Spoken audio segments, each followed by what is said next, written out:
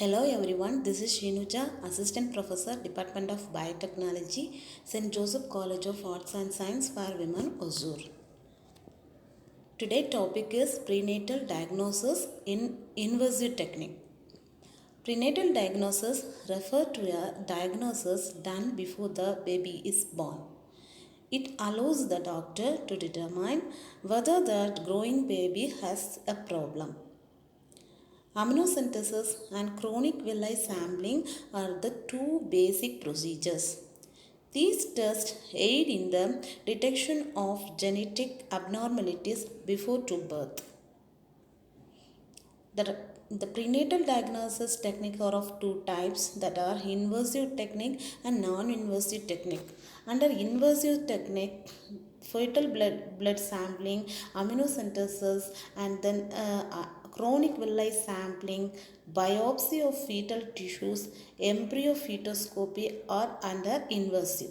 And then non-invasive techniques are ultrasound, Doppler, maternal blood, that is biochemical markers, maternal blood, free fetal DNA.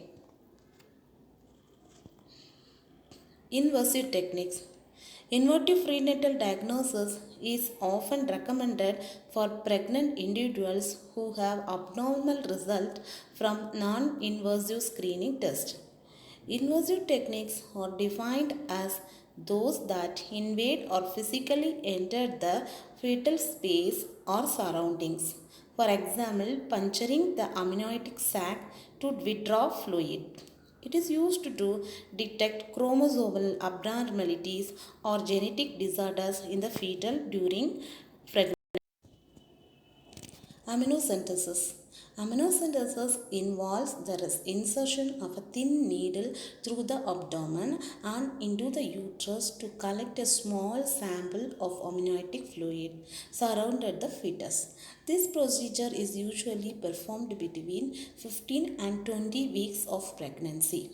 The collected amniotic fluid contains fetal cells which can be analyzed for chromosomal abnormalities such as Down syndrome or genetic disorders.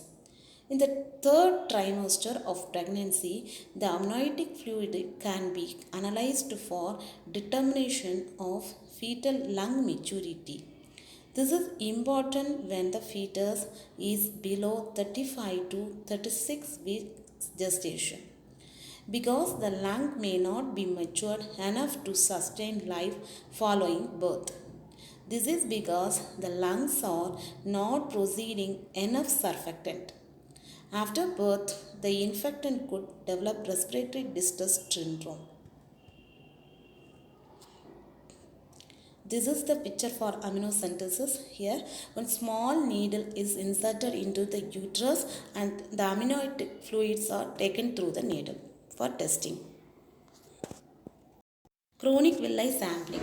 Chronic villi sampling involves the collection of a small sample of tissues from the placenta which contains cells from the developing fetus. In this procedure, a catheter is passed via the vagina through the cervix and into the uterus to the developing placenta under ultrasound guidance. The most common test employed on cells obtained by chronic villi sampling is chromosome analysis to determine the karyotype of the fetus. Chronic villi sampling can be safely performed between 10 and 13 weeks of gestation.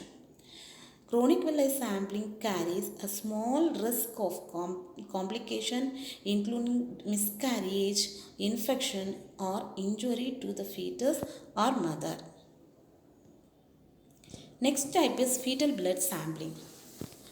Fetal blood sampling, also known as percutaneous umbilical blood sampling, is an invasive prenatal diagnostic procedure used to directly obtain a sample of fetal blood from the umbilical cord. Before the procedure, ultrasound imaging is used to locate the umbilical cord and the position of the fetus within the uterus.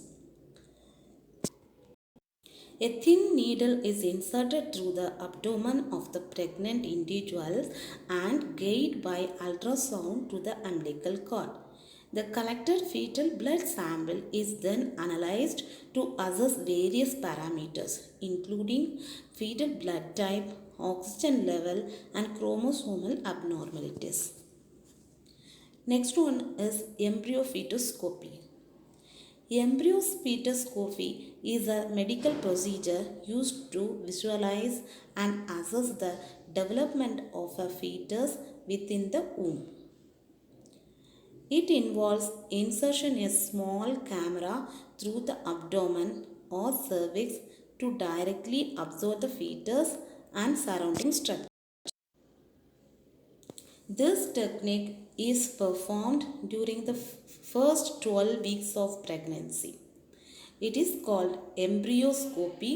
When performed after the 12th week of pregnancy, it is called fetoscopy. Thank you.